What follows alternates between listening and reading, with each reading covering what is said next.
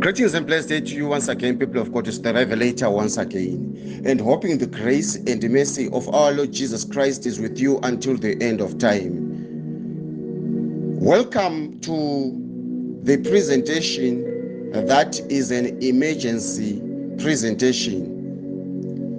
It's not so many times that the Lord gives me an urgent message, which is in form of a special presentation, especially in a season whilst we are in the series and in the conference of prayer. However, the Lord gave me this message, if not 3 weeks ago to 2 weeks ago, but because of many other appointments that came with the responsibilities of his work, of his word, this presentation was being pushed further and being pushed further up until this very moment. It has reached the climax or the breaking point where it needs to be released. I want to talk about the purging. The purging. Oh yes, you heard me. The purging. And in this presentation, I want you to give me both of your ears attentively, as it is a presentation that is very essential, pertaining and concerning the kingdom of God, the sons of God, the daughters of God, the saints, the believers, the Christians. Now, the purging. Let us get into scriptures in this special presentation. In Matthew chapter 24 verse 1, and it reads, "And Jesus went out and departed from the temple, and his disciples came to him to show him the buildings of the temple. And Jesus said unto them, See ye not all these things? Verily I say unto you that there shall not be left here one stone upon the other, that shall not be thrown down. And as he sat upon the Mount of Olives, the disciples came unto him privately, saying, Tell us, when shall these things be? When shall these things happen? And what shall be the sign of thy coming and the end of the world? And Jesus immediately began answering his disciples, and said, Take heed that no man deceives you. For many shall come in my name, saying, I am Christ, and shall deceive many. And you shall hear of wars and rumors of wars. And see that whilst all this is happening, you are not troubled, for all these things must come, but they all have an end. But whilst these things will be happening, just know that the end is not yet. For nation shall rise against nations, kingdom against kingdom, and there shall be famines and pestilences and earthquakes in different places. And all these are the beginning of sorrows. Then shall they deliver you up to be afflicted, and shall get you killed, and you shall be hated of all nations for my name's sake. Child of God, I want to present the purging. Jesus has sat down to present the signs of the last times unto his disciples. And as he presents the signs of the last times unto his disciples, He explains about the forthcoming events and incidents, tragedies that are already happening. He explains quite a number of disasters, not only disasters, unpleasant situations. He explains quite a number of diverse things, diverse incidents that are going to befall this world. And he explains that the moment you see these things happening, just know that the time is not yet, but these are the signs that will give you a signal that the end is about to come. And he explains about nations rising against nations. He explains about the false Christ that shall arise. He explains about the false prophets that shall deceive many. And all these were warnings that were being given unto the disciples. But we all know that these warnings were not only being given to the disciples, because these were end time revelations that Jesus was giving unto the disciples. But the disciples have already been beheaded. Some of them, they've already been poisoned.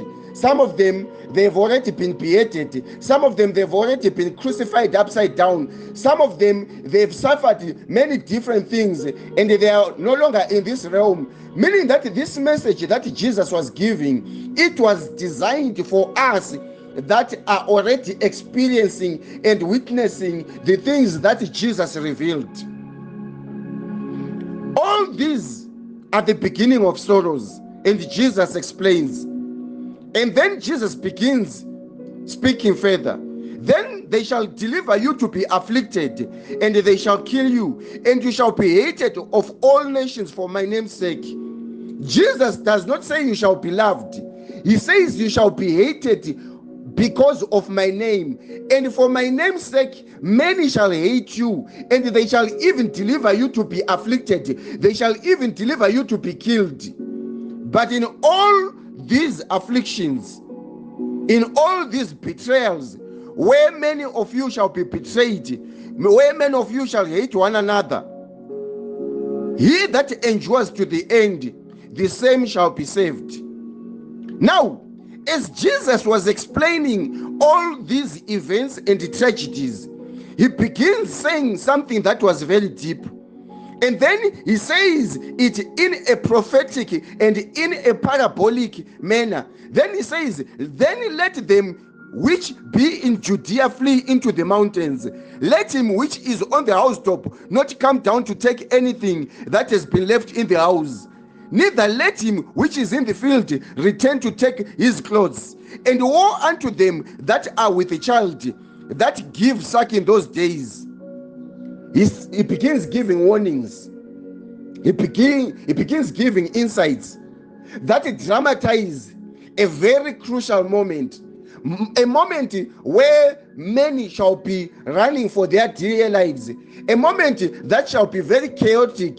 He describes a moment that is visible, evident in the invisible. When I meditated upon his words, that he was describing a moment of mayhem.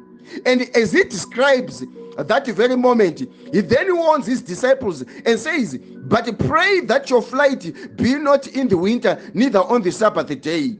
For then shall the great tribulation begin, such as has never been seen since the beginning of the foundations of this world.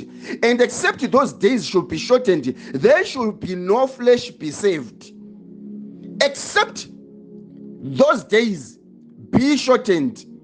The reality is that there should be no flesh that can get saved. But for the sake of the elect, I want to talk about purging. The stubborn removal. The stubborn disqualification that will happen here on earth.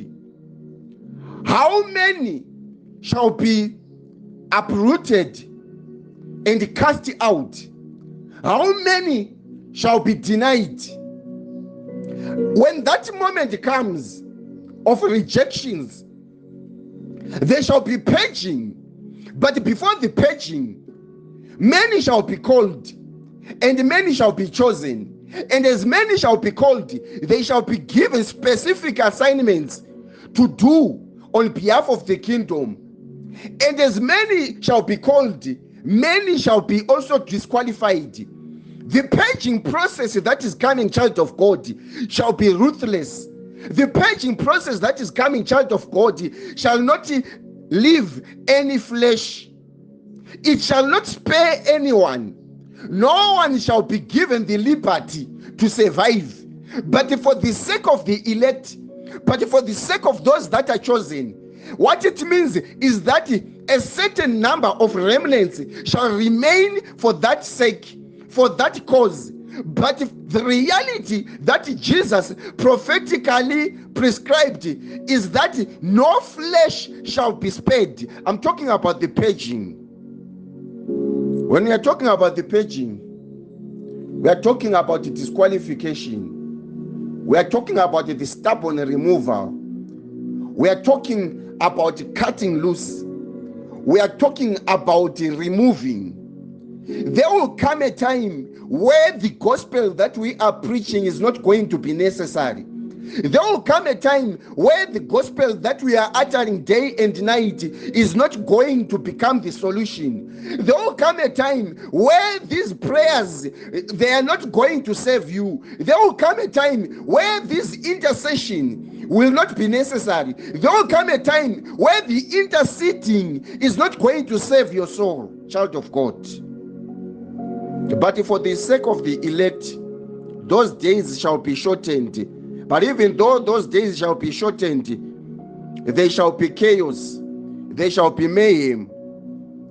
Behold, I have told you beforehand. Wherefore, if they say Christ is in the desert, behold, I have already warned you again. Do not go there. Even if they say he's in the secret chambers, believe it not. For as the lightning comes out of the east, shining even unto the west, so shall the Son of Man come likewise. For wherever the carcass is, even the eagles will be there gathered together. Immediately after the tribulation of those days, the sun shall be darkened and the moon shall not give her light. Jesus, in that very moment, he begins explaining the end of the world. He explains how the stars shall fall from heaven. He explains how the sun shall be darkened. He explains how the powers of heaven shall be shaken and how they shall fall. And immediately he shall send his angels with a great sound of a trumpet, and they shall gather together his elect from the four winds of the earth. And when they shall gather his elect, the purging process would have already begun. The purging process begins right now, child of God. It does not begin in the very last hour. We are now in the last days. We have not reached the last hour. But whilst we are in the last days, the purging process has already begun, and it begins in the house of God. There are some people that think the purging process is a responsibility of God. It is the responsibility of Jesus when it comes to collect the elect. They don't understand that the purging process begins in the house of God. In as much as judgment begins in the house of God, purging will begin in the house of God, where the remnants shall disqualify those that are not meant to be part of the kingdom. You are going to define it as being judgmental. You are going to define it as being hypocritical. You are going to define it as whatever you want. But purging will now have to begin now as it has already begun. Now learn this in Matthew chapter 24 verse 32. In this parable of the fig tree, when his branch is yet tender, and it puts forth leaves, you know that it is summer. So likewise, when you shall see all these things, just know that the events, the incidents, the prophetic words about to manifest. What Jesus is simply trying to say is that before that season comes, there are signs that you shall be given, meaning that men shall become resistant. A generation that is stubborn shall be raised. But when the generation that is stubborn shall be raised, the purging process shall not await the descending of Christ. We as the remnants, we have been given the capacity, the responsibility to disqualify, to cut loose, to dethrone and cast out, to send away, to chase out those that are not fit to stand in the last hour. I said you call it being judgmental. Why? Because you are not a remnant. You think the gospel of Jesus Christ is all about bootlicking. You think the gospel of Jesus Christ is all about feeling pity for someone. You think the gospel of Jesus Christ is all about being sympathetic. I'm telling you, whatever purging that is happening right now, it is way less than what Christ will be doing. The purging process has already begun in the house of God. In as much as judgment begins in the house of God, keep saying those words. Do not judge. Keep saying them. And let's see if you are going to survive this purging. Verily I say unto you, this generation shall not pass till all these things are fulfilled. But of that day and hour knoweth no man, not even the angels, but my Father only. Which day is that? When the Son of Man shall descend upon this earth and do the final purging and do the final selection, which you believe is discrimination, which you believe is hypocrisy, while this purging is being done here in the house of the Lord. But as the days of Noah were, so shall be the coming of the Son of Man. What are the days of Noah all about? The days of Noah are simply as this.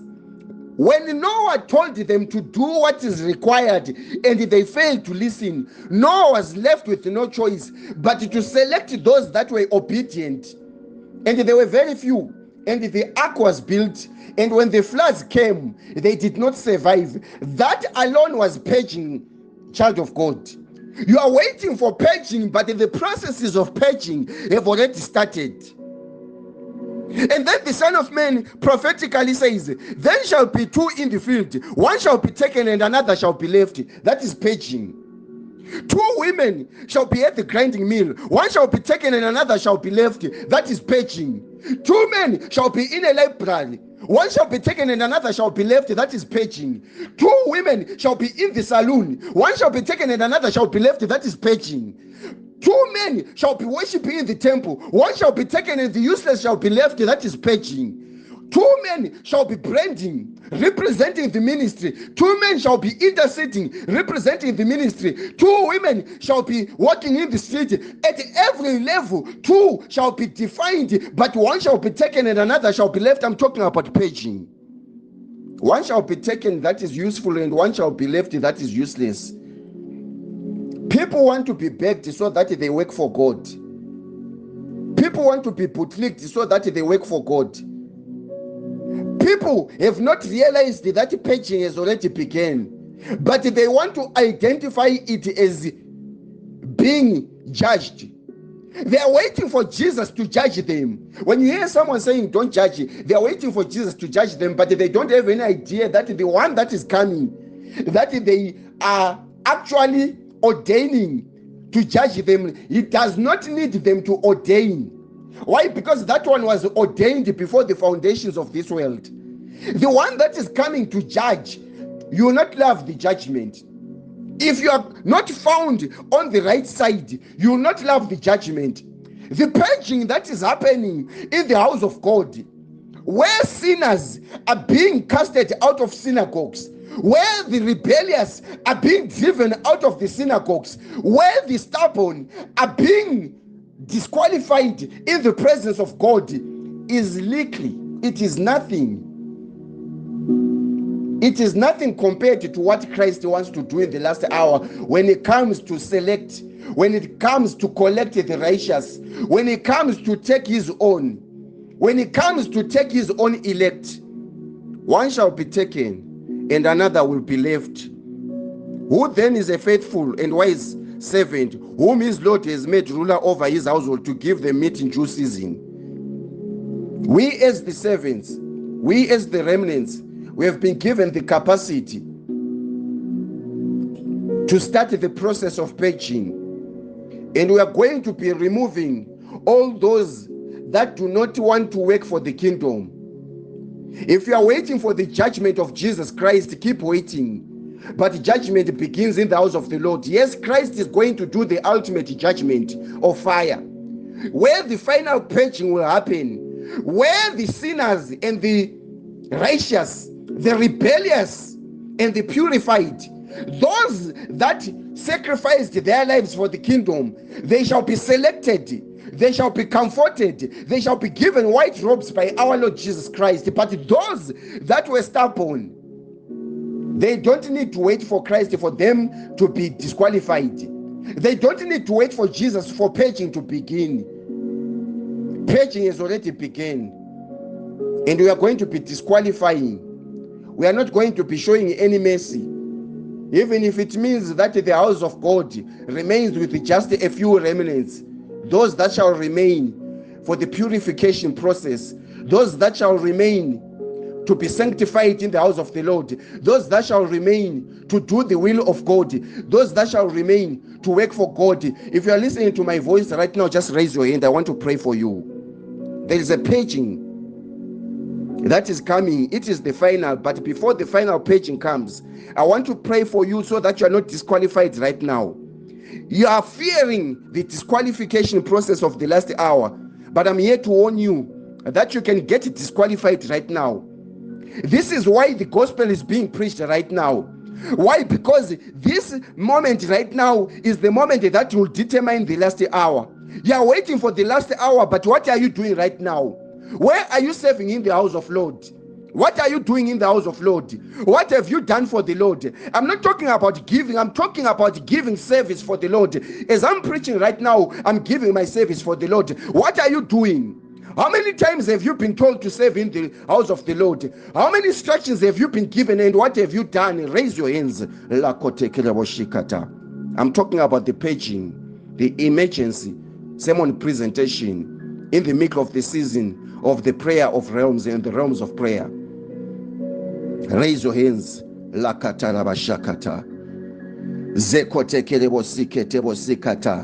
Father, I want to pray for each and every listener, every believer, all those that have been given the opportunity to listen to this presentation, to this special message that you have delivered through my lips. I know it is not by my own word, it is not by my own declaration, but it is by your own will. The purging has already begun, and all those that you have selected and called, those that you have chosen, those that you have elected, I pray for them to remain in place, to be found in the right place until the last hour when you, the Son of Man, descends. In the name of Jesus.